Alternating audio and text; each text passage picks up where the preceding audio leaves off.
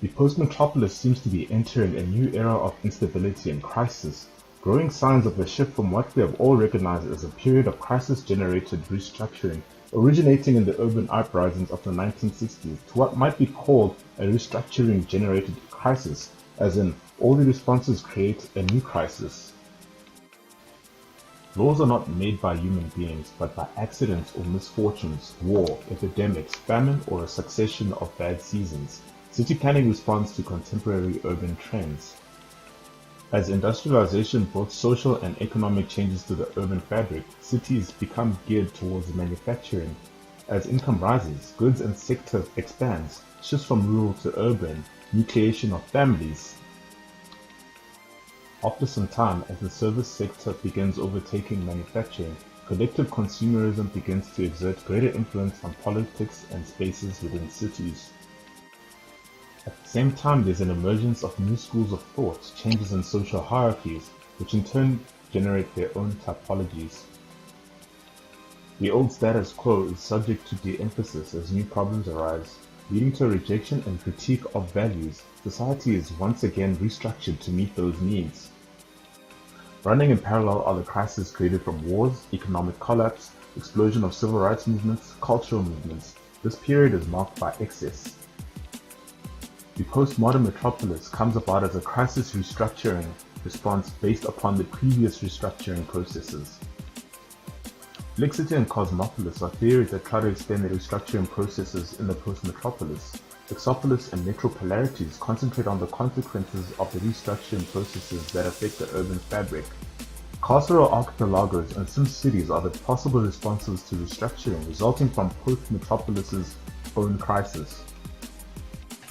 In Los Angeles, urban restructuring occurred with the creation of aqueducts to better supply water, the discovery of oil, the construction of the Santa Fe Railroad, the film industry, and industrialization efforts towards the Great Depression.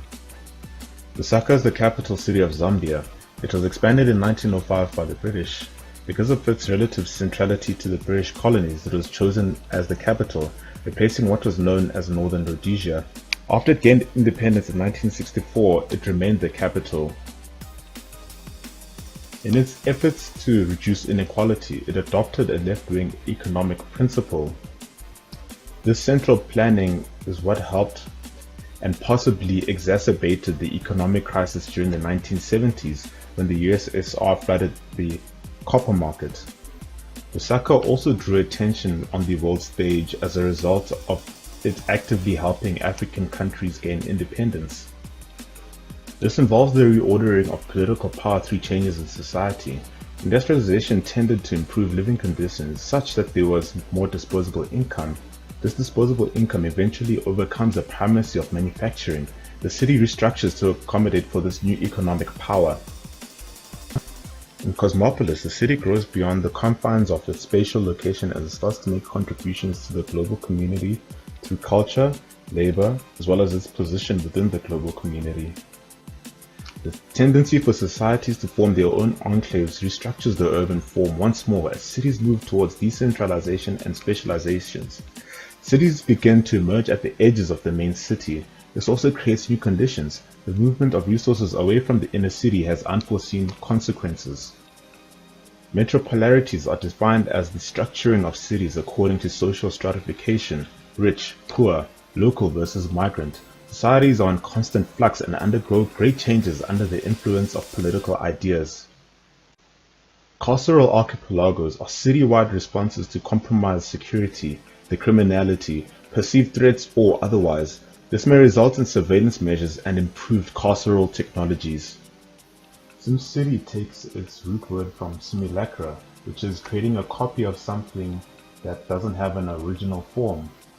Thus, it focuses on the restructured urban imaginary and the increased hyperreality of everyday life through philosophy, urban studies, film, computer gaming, and internet technology.